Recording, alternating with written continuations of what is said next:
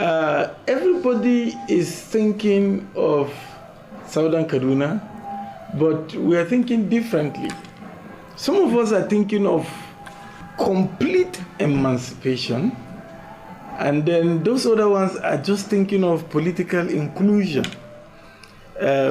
It's just like when you have kidney stones and that is not allowing you to sleep, and the doctor gives you the opportunity to either take pain reliever so that you sleep, or to go through surgery so that you get rid of it completely.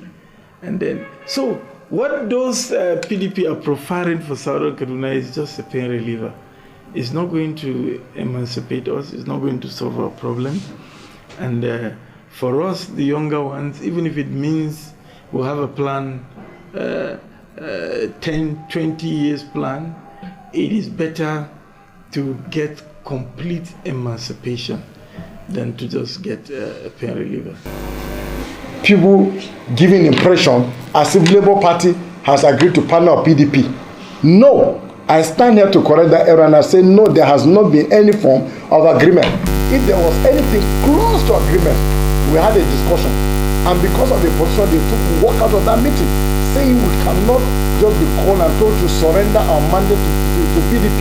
We say no, and we stand to remain. But if for any reason for partnership, want to believe, maybe they will consider their stance and now agree to come and work with the Labour Party as a platform in order to take Kaduna State forward, in order to give the youth opportunity, in order to allow the state enjoy the dividends of democracy.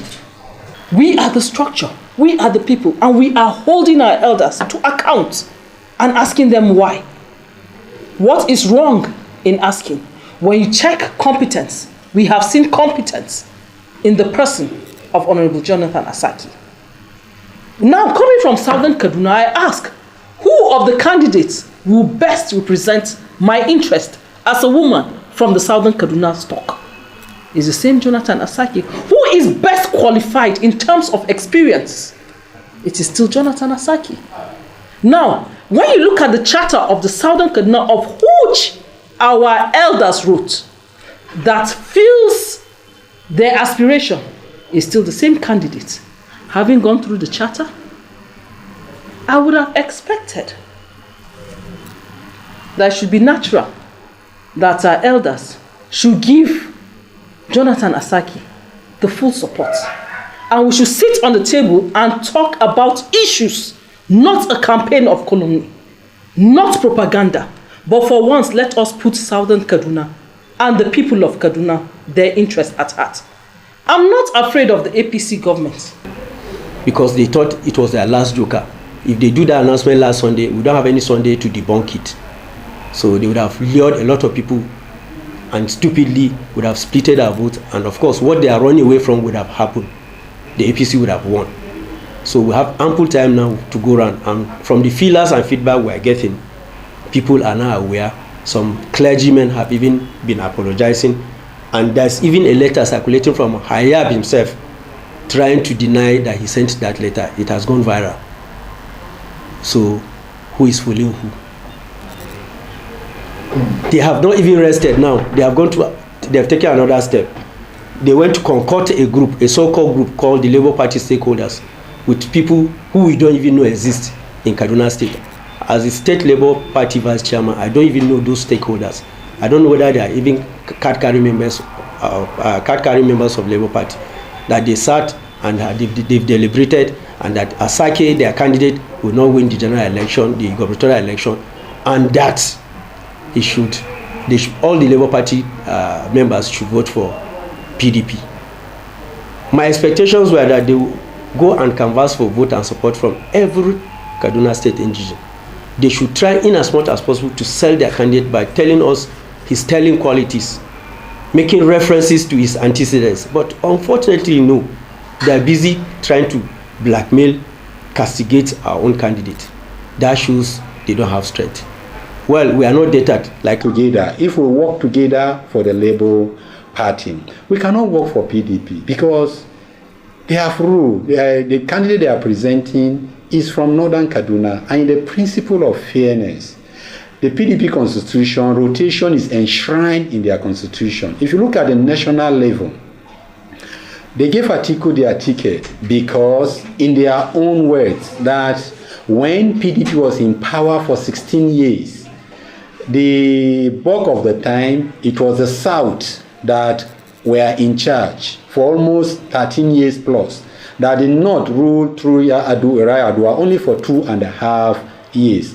And then we came back to Kaduna. We asked them the question. In Kaduna State, you also ruled for 16 years, which is 16 years. Out of that 16 years, the over 13 years was the governors were from the north. Why didn't you give Southern Kaduna the position? So that is our argument, and that is where we stood. We stood our ground because we know that in the principle of power shift, the governorship should go to Southern Kaduna. The movement for Asake to become the governor of Kaduna State started with all of us coming from various organizations, various parties that cut across lines. All we are after, it was just nothing but emancipation movement, a freedom movement for the betterment of not Southern Kaduna alone, but Kaduna State as a whole. And so we stand the test of time. When they insisted that our principal, Right Honorable Jonathan Asake, should step down for their candidate in PDP, we said no. And no, and no. We're not compromising that. We're not discussing that again. So we left them. There was no negotiation, there was only a discussion. And I was the chairman of that discussion, and we arrived at a deadlock. But while that discussion was going on, they had already gone behind us and were already saying that Asake has stepped down, Asake is no more contesting, Asake has done this, Asake has done this. Why are they jittery? The last statement I left them with was when we were going out. If you think Asake is nothing, if you think Labour Party is nothing, and as even one of them quoted us that he thought we were a bunch of rascals.